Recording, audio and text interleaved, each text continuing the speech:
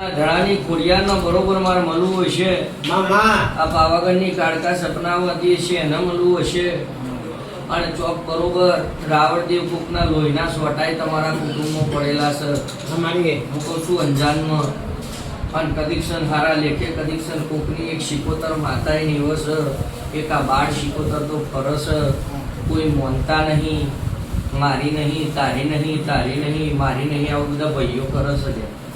એટલે કદીક્ષણ તારી ભક્તિ ચોક આજી છે તે બરોબર તું શંકર પુત્ર છું ભાઈ રાવણદેવ. તે ભોળાનાથના દીકરા છો, તારી ભક્તિ છે બધા દેવના નમું છું કરું છું તે તું ટચી જશું જીવશું.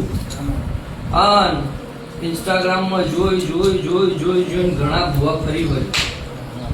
અહીં તો 4-6 મહિનાથી આવતું હાવલી 6 મહિનાથી હાવલીનો માર્ગ મળતો સૌરભ મળો. હે